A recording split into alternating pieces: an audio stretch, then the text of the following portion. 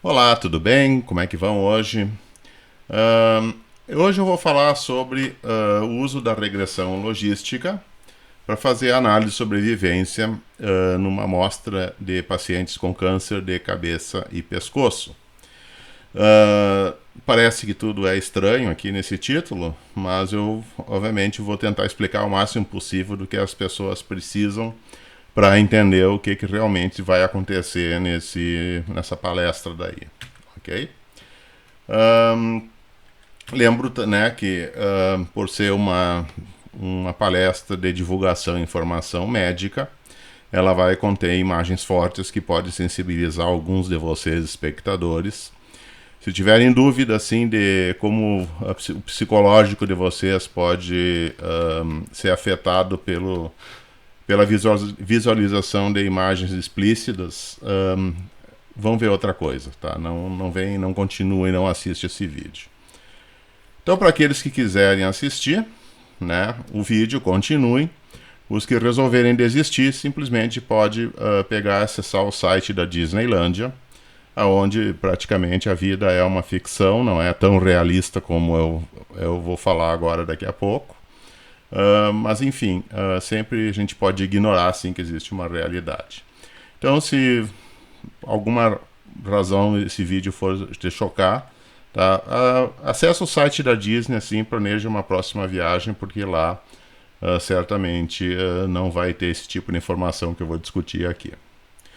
Para aqueles que quiserem, então, eu vou continuar, ok? Então, quem ficar comigo, né, vamos lá que todo mundo bem-vindo. Então, vamos fazer uma introdução ao que é o câncer de cabeça e pescoço, tá? Câncer de cabeça e pescoço é uma doença que praticamente não tem idade de acontecer. Ela pode acontecer tanto em pessoas jovens, crianças ou até mesmo pessoas mais velhas.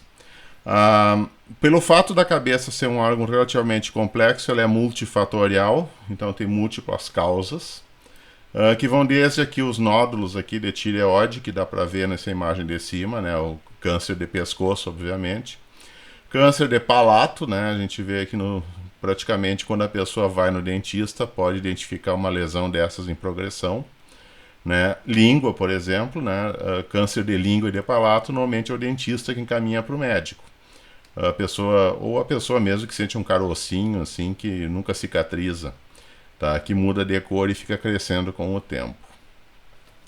Aqui no caso temos uma criança aqui de 9 anos de idade, né, com um tumor. Esse tumor aqui ele cresceu das células sinoviais, um tumor bem raro, das células sinoviais que praticamente fazem a articulação da mandíbula, né, do maxilar inferior com o maxilar superior. Então a gente pode ver, né, uma grande variação assim das idades assim e das ocorrências e da natureza da lesão. Então aqui obviamente, né, na mesa cirúrgica, né, exposto aqui a lesão, vai ter que ser removido esse câncer depois de imaginar uma cirurgia estética e corretiva. O câncer de cabeça e pescoço, né, os cânceres de cabeça e pescoço, eles são bem mutiladores. Tá? E é claro, você pode pensar que o cigarro e o álcool seria algum fator, né? Ou então o uso de, por exemplo, alimentos com muitos conservantes, exposições a agentes químicos, etc. Mas na prática, até mesmo a natureza tem plantas assim que são extremamente, que se descobriu há pouco, por exemplo, que essas plantas, no caso aqui a gente tem a noz de Betel, que é uma noz que vem dessa palmeira aqui. Essa palmeira aqui é uma palmeira artesanal, decorativa, que se usa muito aqui no Brasil, que seria a palmeira areca, né? Que a gente pode comprar as mudas pelo correio e simplesmente, né, plantar em casa e vai ter uma palmeira bonita, que vão dar essas frutinhas aqui, laranjado e vermelho. Que na realidade isso aqui não são frutinhas, na verdade é uma única fruta cheia de bolinhas. Tá? A palmeira areca, ela é a fruta mais pesada do mundo, né? Não é a melancia. Se pesar, por exemplo, um cacho desses aqui bem cheio, pode chegar a 23, 24 quilos. Tá? Então é a maior, é a fruta mais pesada do mundo, é a noz de Betel praticamente. O fato de que essas nozes têm um gostinho apimentado, tá? Porque lembra pimenta tipo betel. Ela é usada, por exemplo, em países asiáticos, tipo Taiwan, tipo Tailândia, China, né, Camboja, Vietnã, todos esses países asiáticos, Índia é usado muito.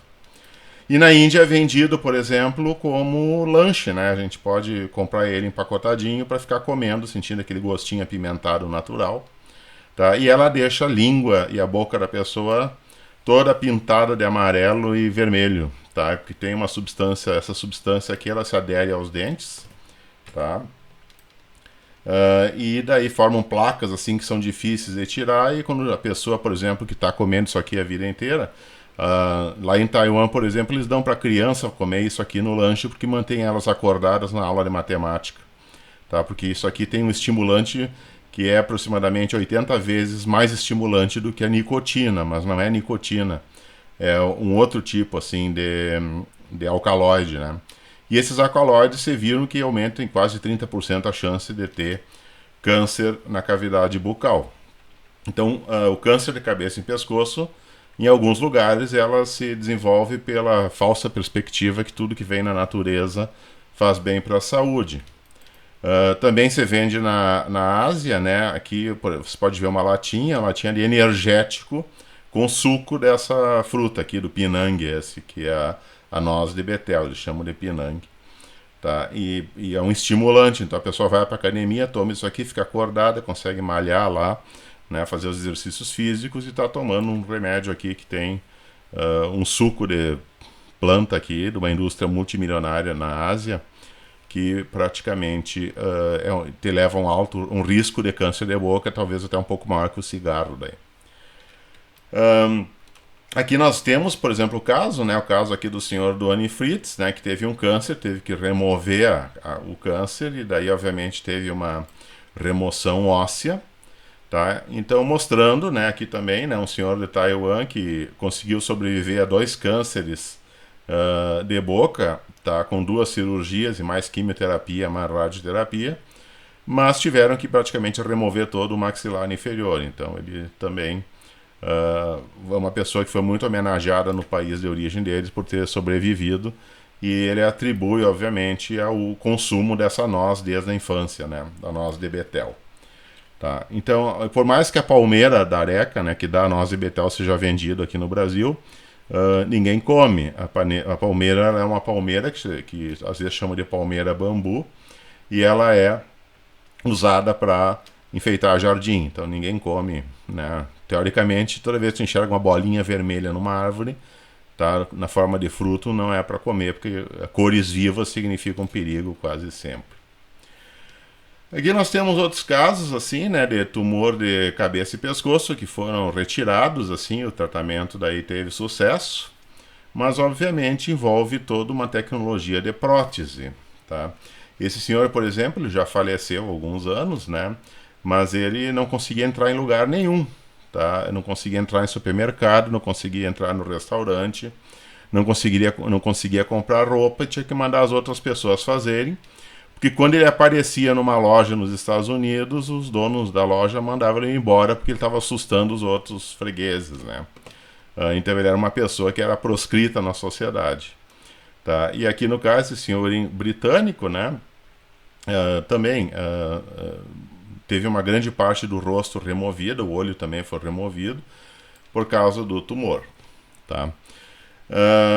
Eu vou falar mais assim, por que a gente não vê isso quase na rua aqui no nosso país, tá? E por que lá se vê essas lesões tão avançadas que quando chega o ponto do tratamento elas já envolvem cirurgias que são grandes cirurgias de face ou de cabeça que são mutiladoras. Só para dar um exemplo, né? Não é com pessoas velhas que isso acontece, né? Aqui tem o YouTube da pessoa também, tá? Que é um colega do YouTube que postou.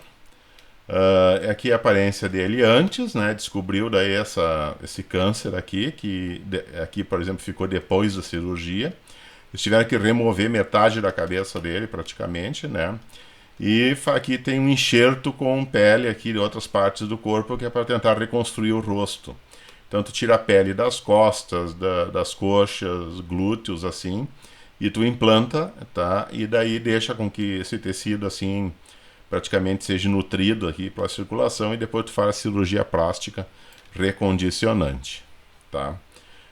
E aqui ele antes da cirurgia mostrando daí o tumor, né, saindo, tumor ósseo aqui saindo para fora aqui, já passando pela pele e saindo pela boca também, né? Então isso aqui é uma massa sólida, bem resistente, então obviamente imagina a alimentação da pessoa como é que ficaria. Mas tem o YouTube dele, né, o canal dele, que ele fala da vida dele, então é bom lá dar uma olhada para ver como é que ele anda por esses dias, né. Aqui só outro exemplo de remoção de câncer, né, um câncer de glândula salivar, que foi removido já no estágio avançado, que é devido a esse consumo dessa noz de betel, daquela palmeira que eu acabei falando agora há pouco para vocês, tá?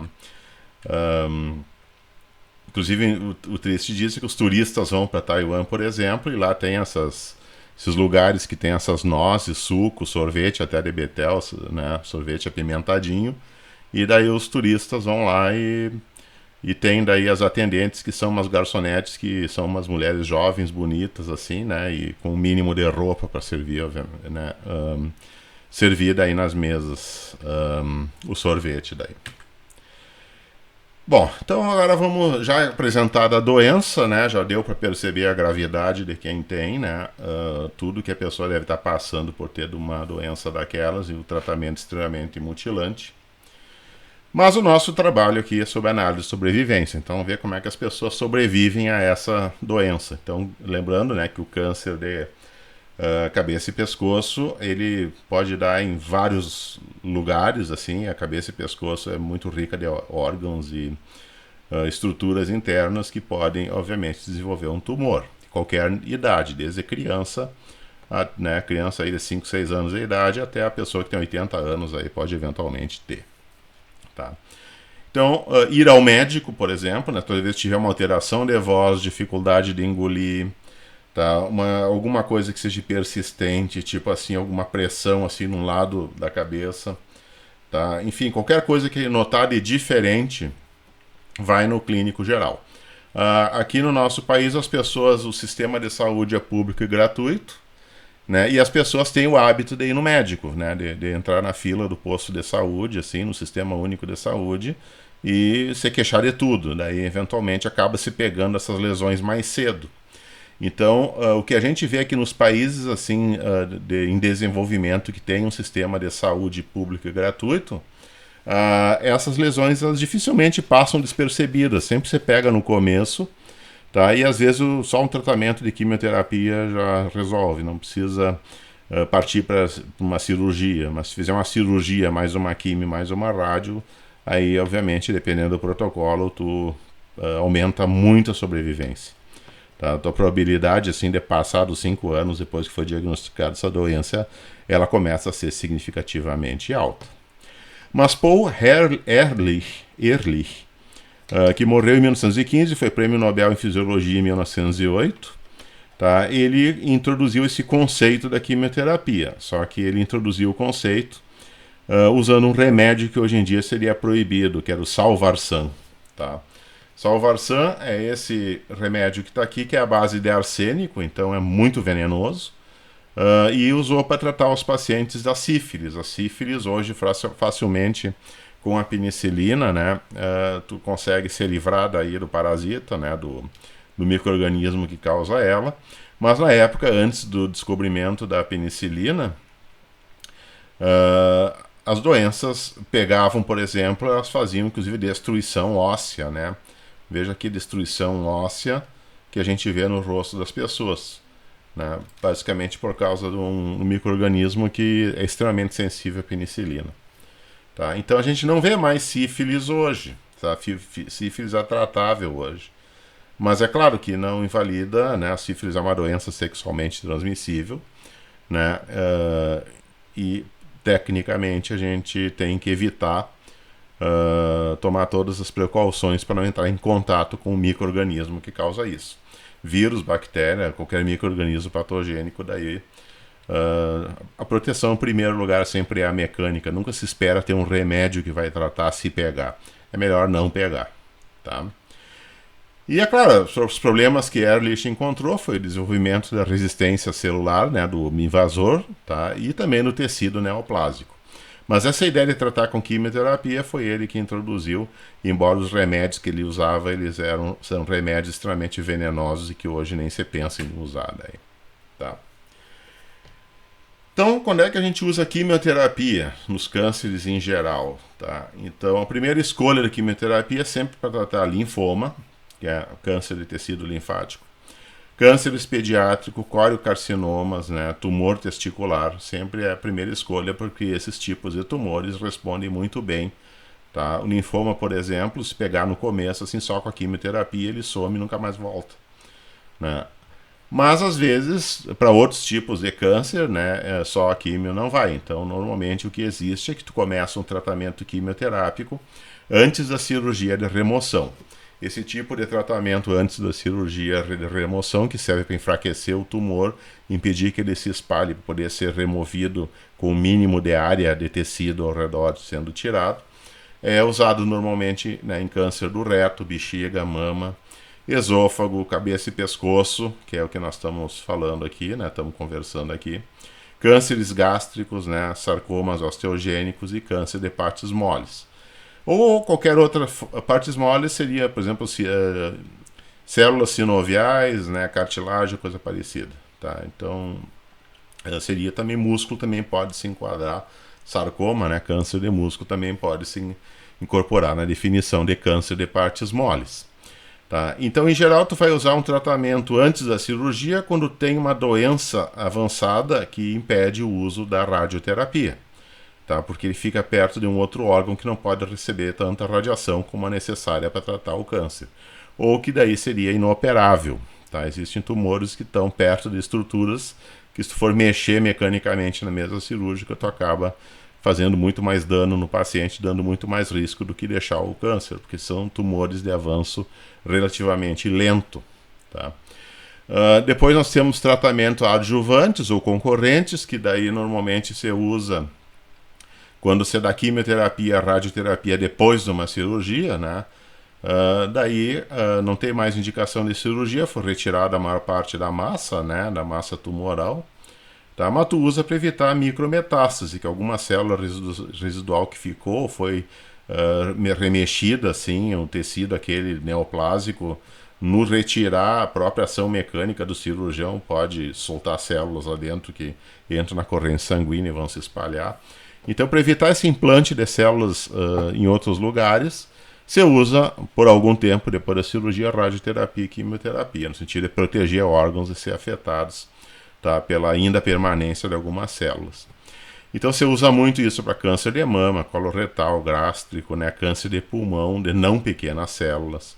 Esses sarcomas, que são os tumores assim de músculo, né, que também são devido a por exemplo, a ação de tumores de ossos que saíram para os músculos, né? Ou sarcomas e partes moles de extremidades também se usa esses tratamentos, que é a combinação de rádio e quimioterapia. Então, em geral, se usa, né, quimioterápicos tipo cisplatina, mitomicina, que é usado muito no câncer de bexiga, né? Mas cabeça e pescoço mais é cisplatina, radioterapia de 70 graus a dose, mais ou menos, 60, 70 graus a dose, e os 5 FU, que seria o fluoracil, tá? Que também é outro quimioterápico usado. Aqui tem a radioterapia, que seria um dos tratamentos, né? Aliás, o tratamento de primeira escolha até, né? Quando a quimioterapia entrando só como concorrente. Aí nós temos a presença de um acelerador de partículas que emite raio gama de energia regulável, intensidade regulável. O paciente aqui é posicionado em cima da mesa e a cabeça, obviamente, tem que ser bem aliada com feixe de radiação, tá? E normalmente se coloca uma máscara plástica que é feita sob medida para o paciente. Tá? Então aqui tem a máscara plástica que segue todo o contorno da cabeça, queixo, pescoço e mantém, né, tem esses parafusos aqui que mantêm a cabeça fixa em cima da mesa, porque não pode mexer durante a aplicação. Tá? E para as crianças, por exemplo, normalmente o que se faz assim vem uma equipe da psicologia pediátrica, né? E normalmente eles vão lá, fazem essas máscaras, e daí eles brincam, pintam as máscaras de boneca. Aqui tá pintada, né, com uma menina, assim, com uma, né, talvez a Minnie Mouse, Incrível Hulk, né? Então, tem até uma do Batman aqui para meninos, né? Então, vão lá brincar assim, ficar escondido com a máscara do Batman. Daí, na realidade, está escondido em cima da mesa, levando a radiação, tá? Mas é uma forma de amenizar psicologicamente, né, o fato de ter que passar por essa, né, ação assim de rádio bem desagradável, né? Se para um adulto já é difícil colocar essa máscara e ficar 40 minutos embaixo da máquina, tá? E parado sem se mexer, assim, e difícil de respirar, porque tu fica de boca fechada ali, né? Não pode mexer absolutamente nenhum músculo, porque senão desalinha o feixe, né? Esse feixe é alinhado a laser e com alta precisão. Então imagina para uma criança, que a criança daí é outro papo daí, tá? Então as taxas de resposta, que vai influenciar nas curvas de Kaplan-Meier, né? Vou começar a construir agora na direção da análise logística e análise de curva de sobrevivência. Então nós vamos começar a largar agora a medicina de lado, a ciência de lado, né? E vamos ir para, obviamente, para as previsões estatísticas, né? Que seriam que basicamente a teoria que permeia os estudos científicos nesse campo. Então, vamos colocar de novo aquelas duas taxas de resposta, uma com tratamento neoadjuvante, que é o pré-cirúrgico, que visa auxiliar a estratificação de prognóstico, a melhoria em expectativas de conservação dos órgãos, sobrevivência duvidável, né, mas é menos tóxico e, né, não se sabe se o neoadjuvante não tem o objetivo assim de aumentar a vida da pessoa, o objetivo é fazer uma boa cirurgia, né, e que diminua a área local do tratamento, né, quanto menor for a área cirúrgica tirada do local do tratamento, menor vai ser a sequela, tá? E o tratamento adjuvante mais o concorrente, né, que seria químio mais rádio, né, depois da cirurgia, são quando as taxas de resposta elas não podem ser aplicadas como indicador de eficácia. Uma vez que o tumor primário ele é removido e tu vai estar trabalhando com os resíduos, assim. Então o segmento é difícil porque os pacientes às vezes não aparecem, ou às vezes estão fazendo rádio, mas elas não fazem a químio porque não querem, porque tem medo, coisa parecida. Então, mas o adjuvante ele maximiza a ação da radioterapia e com certeza, né, a sobrevivência vai ser influenciada pelo tratamento correto. Tá? Então, só para lembrar, né, que menos que 10% dos pacientes têm metástase no diagnóstico. Tá? 50% dos pacientes têm a doença metastática quando vai fazer necropsia, ou seja, quando a pessoa falece, tu vai lá ver, ela vai apresentar metástase daquele tumor de cabeça e pescoço, né? Seja 3, 4 anos depois da cirurgia. E 30% da taxa de resposta da quimioterapia era adjuvante com metotrexato, oblemicina, cisplatina ou fluoracil. Tá? Então tem uma taxa de resposta que é 30%, que não é muito, mas também não é pouco. Tá? Então também são coisas que vêm, né? A taxa de resposta é uma das coisas que vem da análise de Kaplan-Meier. Tá? E finalmente agora a gente chega na estatística. Tá? Então a melhor maneira assim, que eu achei de falar sobre esse assunto é dividindo o que vem de agora em diante em dois momentos. O primeiro momento é observar dados assim, de um trabalho que foi pioneiro no setor, que é o trabalho do Bradley Efron, né? Que foi publicado em 1987, né, na revista no Journal of American Statistical Association. Tá? Então, praticamente foi publicado em fevereiro de 87, mas só agora em 2012 ele foi disponibilizado online, né, por esse journal. Curiosamente, esse é um dos melhores periódicos de estatística experimental do mundo, tá? Mas ele não recebe qualis da CAPES, então ele não é assinado e não está disponível em revistas, em bibliotecas de universidades federais aqui no Brasil. Tá? Então, se eu olhar a métrica do artigo, do periódico, ele vai ter um fator impacto de 5 em 2020. Então, praticamente, isso significa, né, que seria um correspondente a um qualis A1. Aí tem muito qualis A1 da CAPES, nacional que não chega nem aos pés de 5 de fator de impacto. Tá? Então, eu vou assumir que ele, se existisse no Brasil, se fosse assinado pela CAPES, que é uma pena que não é, né? Não faz parte daquele pacote de periódicos distribuídos aí para as universidades federais. Infelizmente, ele deveria estar lá, na minha opinião, mas não está. Então, o que eu vou fazer? Vou pegar o artigo do Bradley, tá? Efron, tá? E que, obviamente, eu não tenho acesso, porque aqui no país que eu estou agora não tem a possibilidade de ter um acesso gratuito.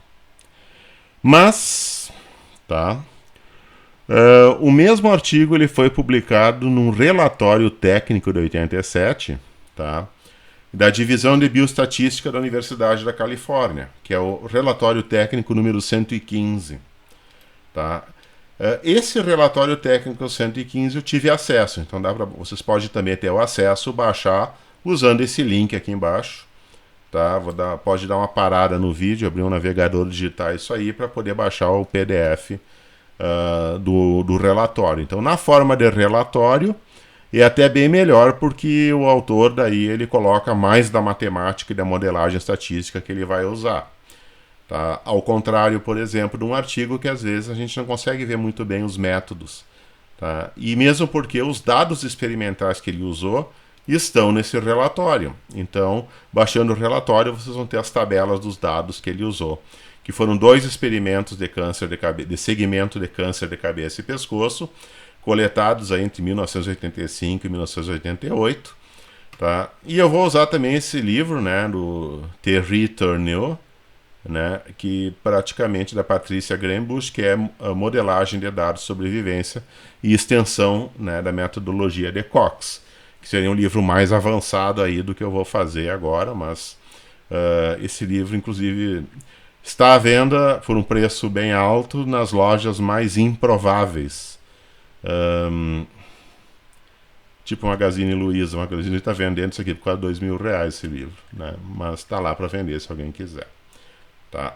Então eu tenho então aqui as tabelas e os dados, né? São 2 braços do experimento. O primeiro braço do experimento, que se chama de braço A, é um ramo aqui de pessoas que foram feitas do segmento, tá? Com uma sobrevida ao longo de meses, até terminar 47 meses, quando praticamente o trabalho aqui se encerrou, né? E os mais, sinal mais aqui, indicam até as pessoas que foram perdidas na sequência, que seria, no caso, né, as pessoas que interromperam as observações. E aqui nós vamos ter a mesma situação, outras pessoas com sinal mais que também foram ou faleceram de outras coisas, ou não participaram mais da pesquisa. Tá? Mas é um segundo braço assim, de pessoas que foram observadas aí, né, por praticamente 77 meses. Tá? Então, são 2 grupos de pesquisa com pessoas de praticamente sexos diferentes, masculino e feminino, né? E isso não está indicado nesses dados aqui. Mas eu pegando esses dados, a gente pode colocar numa tabela. Então, no caso, usando o R, né, o RStudio, com a última versão do RStudio, a última versão do R, a gente cria um arquivo, né, que dá o tempo daí em meses, né, e dá também, obviamente, se a informação aí, se o paciente deixou de participar ou não deixou, e também dá o grupo, né, se foi o grupo A ou se foi o grupo B. Então, digita uma tabela na sequência e depois a outra tabela daí no mesmo arquivo. Tá?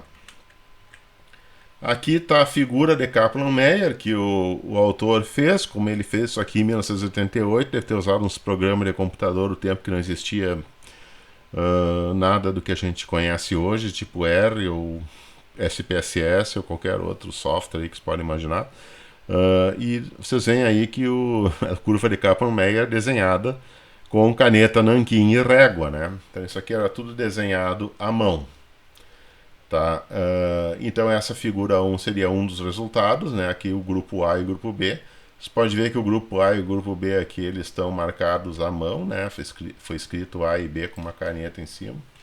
Tá? E era isso, essa era a qualidade que se tinha na época, né? E aqui a estimativa das modelagens de sobrevida, né, usando, por exemplo, no caso aqui, os triângulos aqui são probabilidades condicionadas logísticas, ou seja, uma regressão logística, tá? Que são os triângulos, né? E os sinaizinhos demais aqui seriam praticamente uma spline de ordem cúbica, que seria simplesmente um ajuste assim de uma spline, que é uma curva que melhor passa pelos pontos. Tá? E essas linhas sólidas aqui que estão passando aqui, né? Essas linhas sólidas praticamente é uma estimativa de sobrevida, tá? Usando daí Cox, né? Mostrando daí método de regressão de Cox, tá? Então aí também resume daí as análises que o autor fez, dentre outras, né? Aquele relatório é muito mais cheio de informação do que eu vou passar aqui. Então aqui está um arquivo que a gente edita com o Notepad, né, entre aspas, tempo, né, a censura, que seria 1 se o paciente continuou, 0 se ele caiu fora, né, grupo, tá, e depois começa, né, aqui é a nova linha aqui, né, 711, 3411 e assim por diante, né, então todos os primeiros vão ser 1, porque é o grupo A, depois aqui vem o grupo B, que são 2, 1 e 0, né, 1 se ficou até o fim, né, e 0 se caiu fora, por alguma razão, que seria a censura, e aqui o número de dias da sobrevida. Tá?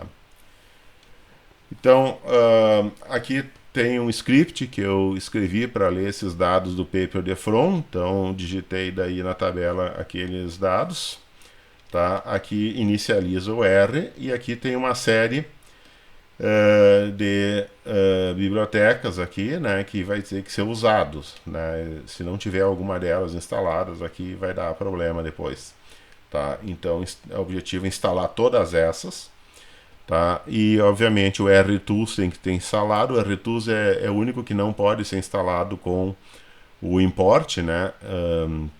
O install package ou import package, né? O RTools ele vai ter que ser instalado assim, ó, tem que baixar ele, tá? Na versão 4.0 ou superior, que é um executável, sair fora do RStudio, sair fora do R, executar esse executável, que vai instalar também as fontes, código fonte. Aí quando voltar ele for chamado, provavelmente vai ter que fazer uma compilação. Então o R vai ativar uma compilação automática e vai construir as ferramentas do RTools. Sem o RTools eu tive muita mensagem de erro fazendo esse script aqui. Então já coloca aqui porque tem que fazer. E ele é instalado como executável. Todos esses outros aqui, né, os restantes, pode simplesmente colocar lá, né, o include, né, install package, e simplesmente, né, instalar eles direto com o computador conectado na internet, que ele vai baixar do repositório, né, e vai disponibilizar ele depois de algum tempo. Então a gente coloca, né, ajusta aqui o diretório de trabalho com E7downD, né, que praticamente é esse aqui, o diretório, a pasta do computador, que eu vou colocar o arquivo paper.from.csv, que é aquele arquivo que eu digitei aqui passado, né. Carrega daí o cabeçalho, ateste os dados e verifica o head e os dados. A gente vê aqui que foi carregado o número de sequência, né, o tempo, as censuras, né, que é entre 1 e 0, né, 1 se participou, 0 se for, né, se caiu fora do experimento antes que ele terminasse, e o grupo. Então, o primeiro bloco só de grupo 1, e depois na sequência o próximo bloco de grupo 2. Tá? Então aqui já está lido. Então nesse ponto aqui desse script já está lido. Tá? Agora vamos fazer o ajuste da curva de Kaplan-Meier. Tá? Kaplan-Meier e Cox. A gente usa daí a rotina survey-fit, né, que pega o tempo e a censura, tá, para o grupo A e o grupo B, e pega o arquivo de dados que foi lido antes. Né, o arquivo de dados aqui, né, é onde vai ser colocado todos os dados que foi lido pelo comando read.csv. Tá, já que CSV é porque os comma separated variables, que seriam as variáveis, né, o conteúdo das variáveis separados por vírgula daí. Por isso que, né, aqui vocês têm as vírgulas separando daí os dígitos. Tá? Vírgulas aqui. Então tem que usar o read.csv, que ele vai entender a vírgula como sendo um espaço. Tá? E pega os dados, né? E usa agora o ggservplot, que é praticamente, né, faz parte desse pacote chamado Survminer, tá? Que vai trabalhar junto com o Survival, que é o que a gente normalmente já conhece, para fazer gráficos de melhor qualidade. Então vai fazer os ajustes, mas vocês vão ter gráficos daí de qualidade publicável, né? Então, né, aqui vocês têm alguns parâmetros, né? Muda aqui os labels, né, que são os nomes do eixo horizontal e vertical. Muda aqui grupo para A e B, tá? Aqui praticamente deixa que é para o ajuste. Aqui paleta é a palheta, né, que tu coloca C e uma string hexadecimal, que é o código hexadecimal da cor, que seria a mistura RGB. Então 6 é dividido em 3, a intensidade do R, a intensidade do G e a intensidade do B. Tá? E daí existem palhetas de cores. No final aqui do trabalho eu vou colocar algumas palhetas de cores daí com os códigos corretos para elas. Então se quiser trocar as cores, simplesmente só trocar esse número, que é um hexadecimal de 6 dígitos daí, tá? E só trocar os códigos daí, tá? Então pode colocar, por exemplo, né, essa palete aqui, por exemplo, 00A5E3 seria o azul menino, que é aquele azulzinho criança, assim, e o FF96C5 seria aquele cor-de-rosa menina, tá? Para o tempo que cada criança, dependendo do sexo que tinha, recebia uma cor daí. Tá? Isso aí lá na década de 70. Tá?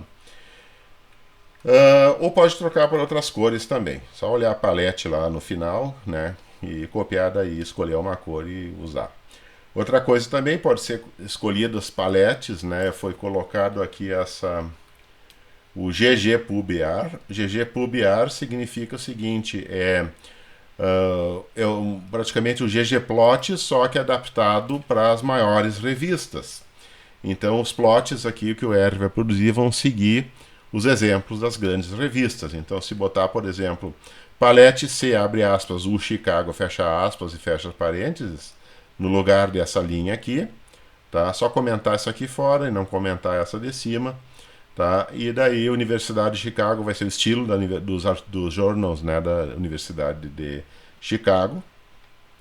Tem que ter o pacote GGSI, né, SCI. Depois tem outras palhetas assim que pode trabalhar. Tem palhetas, por exemplo, que são os gráficos que aparecem no Lancet, né, que aparece lá no New England, né, Journal of Medicine. Então, dá para procurar mais nesse pacote GGSCI, que vai te dar daí a possibilidade. Tá? Depois faz a regressão de Cox, que é uma coisa realmente fácil aqui de fazer. E faz o gráfico da sobrevivência, né, que vai pegar a regressão de Cox e vai colocar, né, os dados em cima, daí fazendo uma média para o grupo A e para o grupo B, e mostra os resultados na tela. Então, com isso, né, termino a leitura, né, na página anterior aqui, ok? E aqui já tem a produção da análise dos dados daí dos grupos A e B do Bradley. Tá? Então, vamos ver agora o que eu produzi, né? Vamos ver os resultados e comparar com os desenhos do Bradley que estão lá naquele relatório. Tá? Então aqui está o desenho feito à mão pelo desenhista lá do relatório do Bradley. Tá? E aqui tem a produção daí, né, do grupo A e B, usando aquelas cores, né, menino e menina que eu falei, né, azulzinho e cor de rosinha. Tá? Aqui já tem a interpolação das probabilidades, mostrando onde é que vão estar os pontos aí. 50% de probabilidade de sobrevivência vão ser determinados aqui nesse tempo e nesse tempo, que são os tempos recorridos do diagnóstico para o grupo A e para o grupo B, com um P de 0.022. Então, com um P menor que 0.05, né, vocês já têm praticamente a probabilidade, né, e que tempos que vão ocorrer para os dois grupos diferentes, que poderiam ser ocorrência, a curva de sobrevivência para sexos diferentes, ou então para grupos diferentes, ou por expostos a diferentes situações químicos, etc. Aqui os maisinhos, né, são colocados mostrando, né, aonde as pessoas caíram fora do experimento, tá? E aqui os números em risco daí, né? Mostrando daí quantas pessoas estiverem em risco daí. Tá? E aqui o FIT 3 seria o ajuste daí do Kaplan-Meier, né? Então, praticamente o ajuste da sobrevivência. Então, seria essa linha que vocês estão vendo ali. Tá? E aqui daí né, as medianas e tudo mais. Tá? Então, a gente vê aqui que realmente eu consegui, com esse script R aqui das páginas anteriores, reproduzir exatamente a figura. Tá? Aqui ele colocou, né, um desenho até que precisou de uma certa paciência, mas vocês veem, por exemplo, né, que meio que bate tudo. Tá? E as barras de erro ficam sombras de erro daí, ao redor das curvas. Aqui daí o ajuste, né, usando o Logit. Então, se eu fizer o Logit, por exemplo, e fizer um gráfico de tentar fazer um ajuste binomial aqui, né, usando uma spline, eu vou ter aqui as estatísticas do Logit, né? Então, vocês vejam aqui, né? Por exemplo, a linha preta aqui vai aparecer exatamente como está aqui. Olha essa linha preta aqui, ó. Tá? Então, ela foi feita com sucesso, né? Que é a estimativa devida. Depois aqui em triângulos aqui vocês vão ter, né? O ajuste aqui que eu fiz foi baseado num trabalho aí de uma outra pessoa, tá? Mas eu usei praticamente, coloquei aqui o algoritmo e no final deu certo, tá? Então os triângulos seriam essas regressões logísticas cúbicas, tá? Com o coeficiente T, T2 e T3, que você pode ver aqui, as estimativas, os erros, né? E o PDZ, e vocês veem que todos eles são significativos. Então deu para ajustar inclusive até grau 3, né? Nesses dados aí, que são as médias das curvas de sobrevidas dos dois grupos A e B. Tá? E praticamente, né, e mais aqui, que seria essa curva vermelha, seriam as splines daí feita por esse trabalho aí, tá? Que também está disponível na internet, onde a pessoa coloca daí as fórmulas. Tá? Enfim, então consegui mais ou menos fechar algumas coisas. Mas a pergunta que normalmente a gente tem, ou pelo menos eu tive fazendo esse trabalho, né? Tecnicamente o objetivo da palestra já terminou, que era obter as curvas de sobrevivência e discutir o significado, né? Mas eu prefiro discutir o significado aqui diferente, né? Eu achei um outro artigo que é mais ou menos equivalente, porque me interessa muito a questão, por exemplo, da epidemiologia dessas doenças complicadas em países em desenvolvimento, né? Que antigamente era... países de desenvolvimento é o nome do terceiro mundo antigo, né? Então, simplesmente se fez um nome um pouco mais politicamente correto, mas o acesso à saúde, ao saneamento, à educação básica, à comida, nesses países é uma coisa que ainda é complicado, tá? Então eu achei aqui um trabalho aqui de medicina comunitária no Instituto de Radioterapia aqui na Faculdade de Medicina, tá, em Mangalore, na Índia, tá, que a Índia é um país assim de referência interessante porque é muita gente e as pessoas não vão no médico por razões religiosas, né? Dentro do hinduísmo, assim, se tu tiver uma doença braba, não é para tu te preocupar com ela. Tá? Na verdade é para ter a doença, porque a doença não deixa de ser uma forma de tu fazer uma correção de algum erro que tu teve numa vida passada, eles acreditam na reencarnação, e que vai te colocar mais perto do nirvana daí. Tá? Então, por razões religiosas, eles aceitam as doenças, né? E é difícil assim que eles vão consultar e vão tratar. Tá? Mas o que foi feito aqui na Índia? Foi feito um estudo sobre o desfecho dos pacientes quando foram feitas cirurgias, né, de cabeça e pescoço, tá? E os dados daí com censura e sem censura para tirar essas pessoas que não participaram. Tá? Então a gente vê praticamente aqui, ó, que essa escala de tempo é a mesma do trabalho do Bradley, só que esse artigo foi publicado em 2019. Então eu acredito que é 2018. Como são dados de 2018 aproximadamente, e os dados do Bradley são de 88, o que eu quero realmente com isso é verificar como que as estatísticas do tratamento do câncer de cabeça e pescoço, né, as taxas de sobrevivência, tá, a análise de Kaplan-Meier, né, e o ajuste de Cox, eles variam usando um tratamento que era de 30 anos atrás, para um grupo de pessoas, para hoje, um tratamento de 30 anos depois, que seria hoje. Tá? Será que se melhorou a sobrevida? Tá? Será que realmente, enfim, a sobrevida melhorou? Os pacientes se curaram?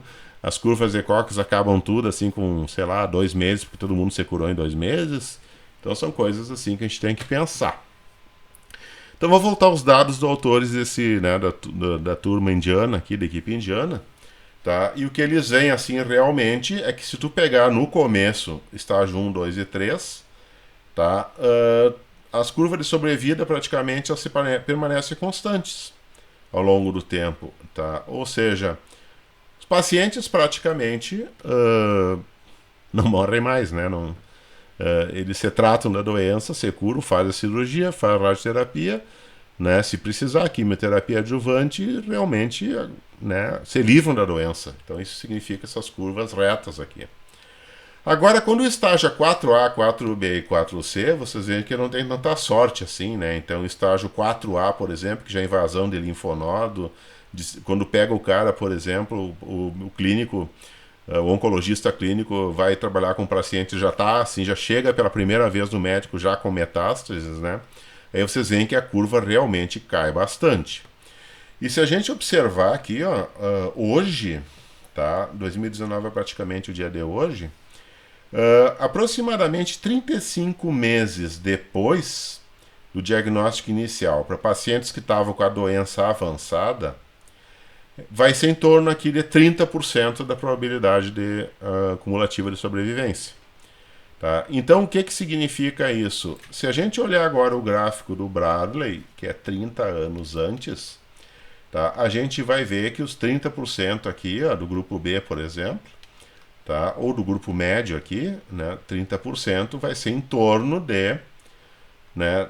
Também, né? Por exemplo, 35%, 40% vai ser em torno aí de 35 meses. Então, o que acontece é o seguinte, que os pacientes que chegam em estágio 4, que chegavam em estágio 4A há 30 anos atrás, eles não vão ter melhor sobrevida do que os pacientes que chegam com estágio 4 para começar o tratamento hoje. Tá?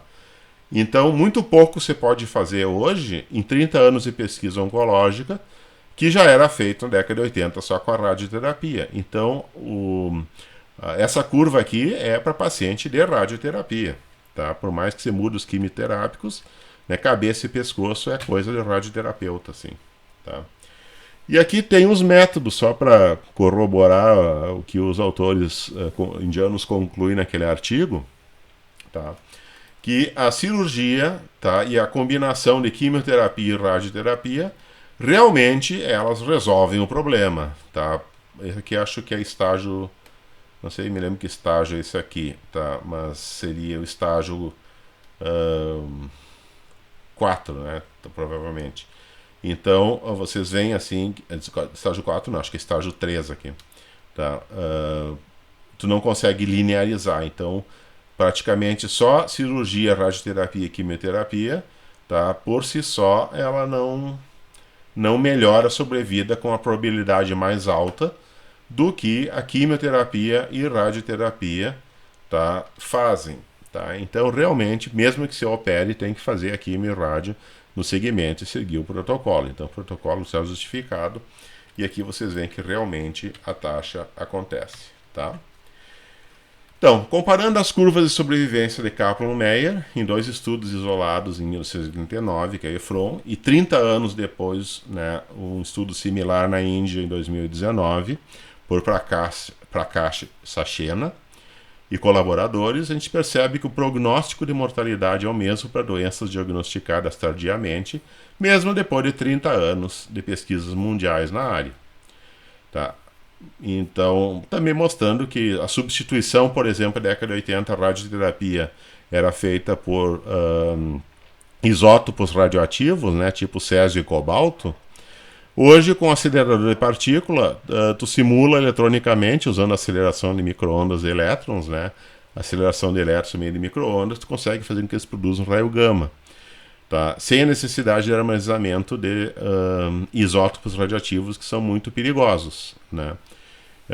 Então, isótopo radioativo não se usa, mas a raio gama é o mesmo. O raio gama produzido lá por uma pastilha de cobalto lá, produzido num acelerador de partículas, é praticamente a mesma radiação que tu consegue fazer eletronicamente, né, usando um acelerador de elétrons, que é o tratamento de hoje. Então, radiação por radiação não muda.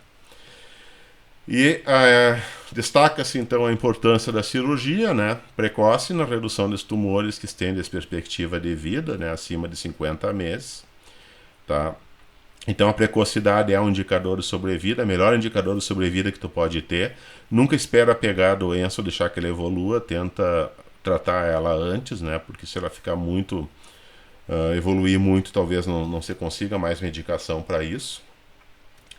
Que é um dos princípios básicos assim do tratamento médico, né? Pega as doenças no começo, que a chance do paciente melhora demais.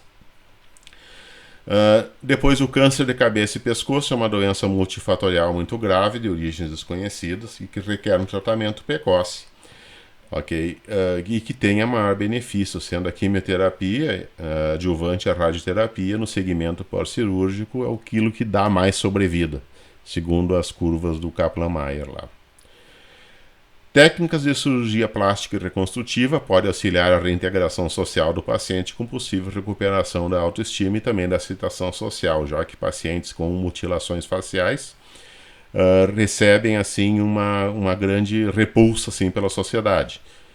Se um paciente não tiver um nariz, por exemplo, que tirou câncer, ele recebe menos aceitação do que um paciente que tenha perdido as 2 pernas por infecção, por exemplo.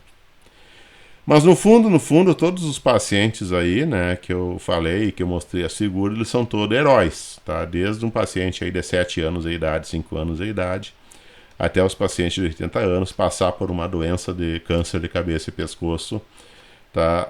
É horrível, tá? A doença é pavorosa, aí vocês já devem ter tido a oportunidade de perceber o porquê. Ninguém gostaria de de descobrir que está com câncer de cabeça e pescoço, tá? Todos os sobreviventes são heróis, né? Porque eles têm que ser reintegrados, vencer a doença, tem toda uma carga psicológica. Muitos deles postam as vidas deles no YouTube, como é que ficam depois da cirurgia, depois da rádio, depois da quimio. Tá? Vocês podem achar no YouTube bastante vídeos dessas pessoas. Mas são todos heróis, na minha opinião, menos o Anthony, francês. Tá? O francês Anthony sempre teve o sonho assim de ser um alienígena, tá? E tentou fazer cirurgias plásticas assim que transformassem ele num alienígena, tá? Só que alienígena dos livros de ficção científica, das revistas, que provavelmente não tem nada a ver com os alienígenas de verdade, se eles existirem, né? Mas o modelo que o Anthony pegou é o modelo dos tumores de cabeça e pescoço, porque os alienígenas eles são praticamente versões doentes do ser humano, tá? Então dá até pra gente entender porque se a gente tem medo do alienígena ou de uma criatura assim, a ideia é que tu demonize ele e tu coloque a feiura, a distorção que o teu cérebro espera de enxergar.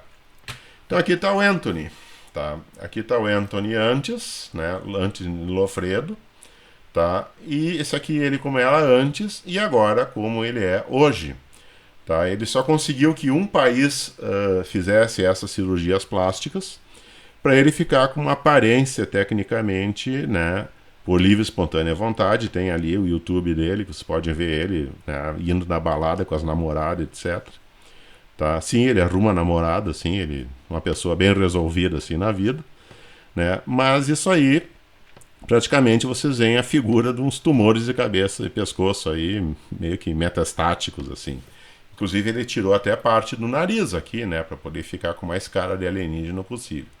E só teve um país que ele conseguiu fazer esse tipo de cirurgia, porque ninguém mais queria fazer isso, né? Isso distorce completamente o objetivo da medicina, tá? Mas foi a Espanha. Então na Espanha, se um dia vocês que estão me ouvindo quiserem virar alienígenas, Tá? Vocês vão na Espanha e vocês podem ficar com uma cara aí de quem está no estágio avançado de câncer de cabeça e pescoço, tá? Onde é colocado esses caroços aqui, e tira o nariz e faz a mutilação assim que for necessário, tá? Para ele se parecer com um alienígena negro daí, tá? Mas cada um, né? Então, como eu tinha prometido, né? Como é que a gente vê a tabela de cores, né? Aqui é RGB em números hexadecimais, começa com um hash. Então essa cor aqui na realidade tem que colocar lá no R, hash 581845. Aqui se quiser essa cor aqui, que é mais um cor de rosa ali também legal, né? 900C3F. Aqui um vermelho tipo fogo, assim, C70039, tudo com hash na frente. Esse laranja meio estranho aqui, FF5733, e um amarelo canário aqui, FFC300, tá? Lembrar que esses números são assim, ó, é 0, 1, 2, 3, 4, 5, 6, 7, 8, 9, e depois A, B, C, D, E e F, tá? E, então são ou letras entre A, B, C, D e F, ou números de 0 a 9 daí. Aqui tem agora umas paletes assim tipo pastel, né, para quem gosta de cor pastel como eu, assim, tá? Então, por exemplo, aqui eu peguei o azul bebê, né, que seria esse 00A5E3 que está lá no código. E esse aqui é o cor de rosa bebê da menina, né, que seria asterisco FF96C5. Então pode dar uma pausa aí, tanto, né, aqui, né, pode copiar esses códigos para a cor que gosta, ou copiar um desses códigos para as outras cores assim que gostam e usar o R para fazer curvas de Kaplan-Meier coloridas com cores fora do usual, saindo fora das cores do arco-íris daí. Tá? E eu coloquei também um vídeo aqui embaixo, né? Seria interessante você ver, que seria esse link do YouTube mostrando a origem dessa paleta, que seria a palheta do pintor, que é tipo uma tabuinha que o pintor fica segurando numa mão, misturando as cores, obtendo cores diferentes para pintar o quadro. Tá? Então, palheta praticamente lembra assim o pintor, é que tem a evolução histórica da palheta. Tá? Então, não se pinta nada sem misturar cores, tonalidades, brilhos, essas coisas, e o artista plástico daí usa a palheta para poder fazer a tinta na hora, né, e pintar. Tá? Então tem que saber o que está fazendo, é muito treino. Então era esse o trabalho com as conclusões. Se tiver alguma dúvida, né, coloca ali na seção de comentários ali embaixo, que eu tenho o prazer de receber mais desafios de vocês, né, e também esclarecer alguma coisa. Espero que esse código em R que eu coloquei aí sirva para vocês fazerem gráficos diferenciados, assim enriquecer as apresentações de vocês, se tu for um estudante que está fazendo, ou um profissional que está fazendo pesquisa na área da saúde. Né? Se quiser dar uma força para mim, né, pelo trabalho que deu de ter toda essa pesquisa ali e fazer tudo isso para entregar para vocês, né, dá curte um joinha ali, assina o canal e clica o sininho para receber mais notificações à medida que eu postar mais vídeos aí sobre conhecimento científico que vocês podem fazer. O meu único conselho, assim, né, pro final aqui mesmo, é que vocês repitam o que eu fiz, né, porque peguem daí a tabela de dados lá do artigo inicial do Bradley, tá? E simplesmente tente usar o R para reproduzir as curvas de Kaplan-Meier daí que eu coloquei aí para vocês. Daí qualquer coisa, né? Boa sorte daí nas empreitadas. Então era isso por hoje, né? Já deu para ter uma noção de como a gente sabe assim a sobrevivência de cânceres, né? E eu dei o exemplo da cabeça e pescoço porque é uma doença bem que ninguém conhece, mas é uma das piores formas de câncer que vocês podem imaginar, tá? Com uma sobrevida assim relativamente assim, né, sei lá, 25% dos pacientes vivem mais que, sei lá, 50 meses, né? Então é uma doença bem difícil mesmo. Grande abraço para todo mundo. Tchau, tchau, até a próxima daí.